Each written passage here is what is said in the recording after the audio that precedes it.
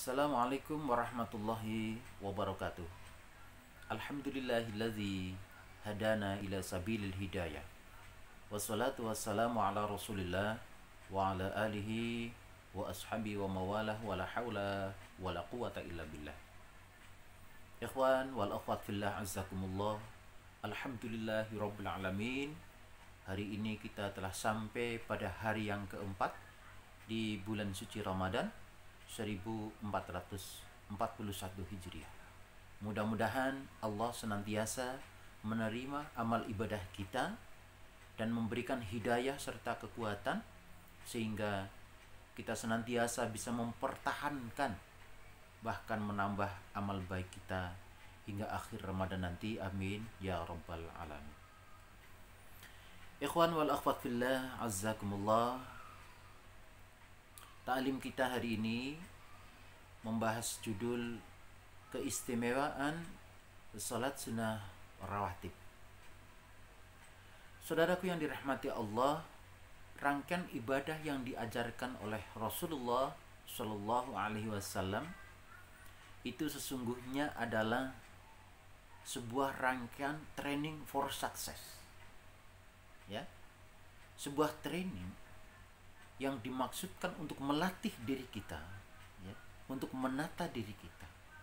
Sehingga kalau kita sudah mampu menata diri kita, maka tentu saja kita mampu menghadapi kehidupan ini dengan sebaik-baiknya.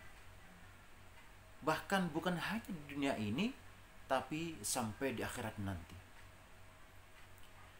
Ikhwan wal akhwat fillah azzakumullah, jika kita perhatikan di dalam ibadah ini, maka di sana ada ibadah yang basic, ya, yaitu ibadah-ibadah wajib. Pada taklim kita kali ini kita khusus membicarakan sholat, ya. Jadi di sana ada sholat wajib. Itu adalah basicnya, basic training yang harus diikuti oleh semua orang, ya. Tapi jika kita ingin cepat, ya, untuk mendapatkan satu kematangan jiwa, ya, maka tidak cukup bagi kita hanya menjalankan sholat wajib. Maka kita harus menambahnya dengan amalan-amalan sunnah. Nah, tergantung dari kita nih. Kita mau lambat membina diri ini atau mau cepat. Saudaraku sekalian, kalau ada resep dari dokter, ya, ada resep yang obat-obat standar yang kalau kita punya sakit itu kalau minum lambat sembuhnya, kemudian ditawarkan oleh dokter ini ada obat yang spesial yang kalau kita minum obat ini cepat sembuh, pilih yang mana? Nah, pilih yang cepat sembuh, kan? Nah, demikian juga kita ibaratkan jiwa kita. Jiwa kita yang sakit, ya. Kalau kita mau cepat sembuh, ya, kita cepat menjadi seorang yang mampu, ya, menghadapi hidup ini dengan baik, menata jiwa ini dengan cepat, maka tentu saja kita mesti pilih yang spesial, bukan hanya wajib tapi ditambah dengan yang sunnah. Ikhwan wal akhwat fillah azzakumullah, di antara ibadah salat sunnah yang rutin, ya, setiap hari, yang pokok dan senantiasa dilaksanakan oleh Rasulullah Sallallahu Alaihi Wasallam, yaitu salat sunnah rawatib.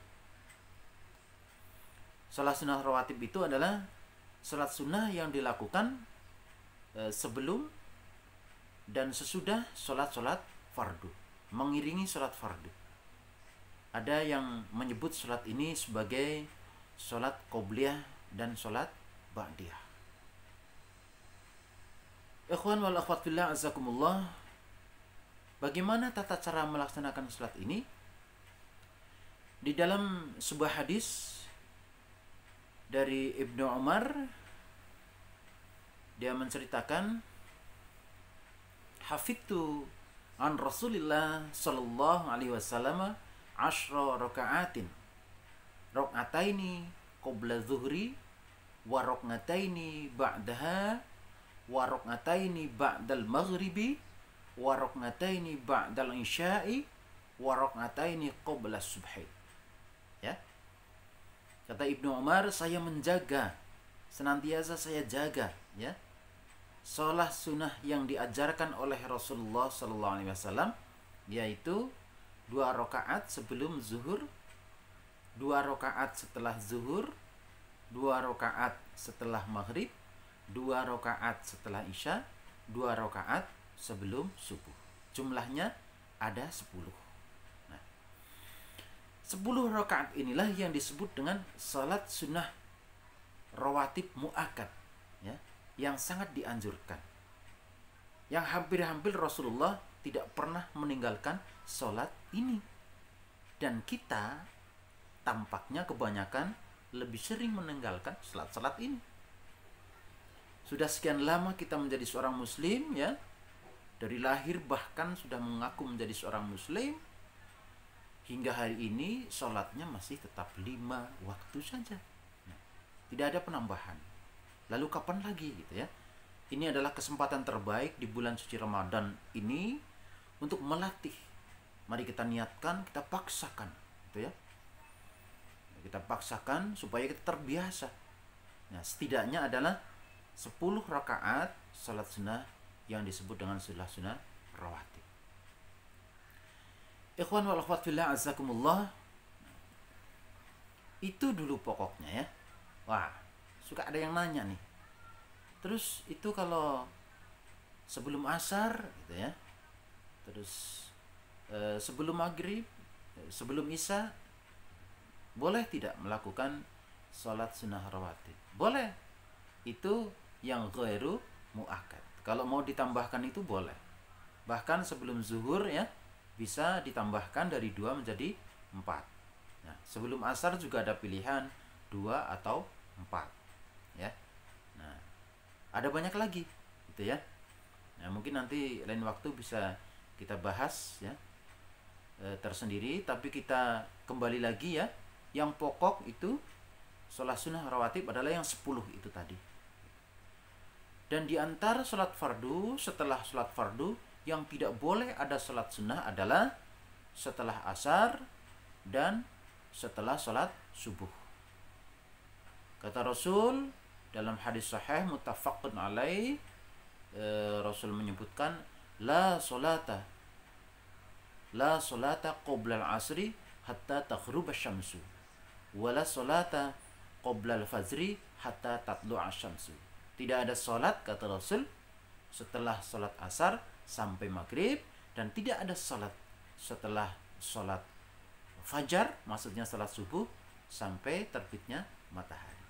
Nah, jadi kalau kita singkat, sesungguhnya sebelum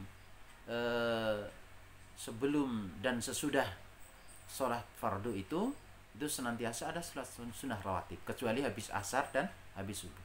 Tapi kita kembali lagi, ya, kita kembali lagi pada yang pokok dulu. Kita akan melatihkan yang pokok dulu, yaitu yang 10. Kita ulang lagi, yang 10 itu adalah 2 rakaat sebelum zuhur, 2 rakaat sesudah zuhur, 2 rakaat sesudah maghrib, 2 rakaat sesudah isya, dan 2 rakaat sebelum subuh. Demikian mudah kita hafalkan, ya, tapi tampaknya tidak terlalu mudah untuk kita amalkan, apalagi mempertahankan jika kita tidak punya niat yang kuat. Dan mudah-mudahan diberi pertolongan juga oleh Allah. Mudah-mudahan kita bisa melatihkan pada diri kita, terutama di bulan suci Ramadan. Yuk kita latihkan ini supaya menjadi kebiasaan kita sehari-hari. Demikian, mudah-mudahan bermanfaat. Kita akhiri ta'lim ini dengan baca doa kafaratul majlis. Subhanakallahumma wa bihamdika asyhadu an la ilaha illa anta astaghfiruka wa atubu ilaik. Hadanallahu wa iyyakum ajma'in. Wassalamualaikum warahmatullahi wabarakatuh.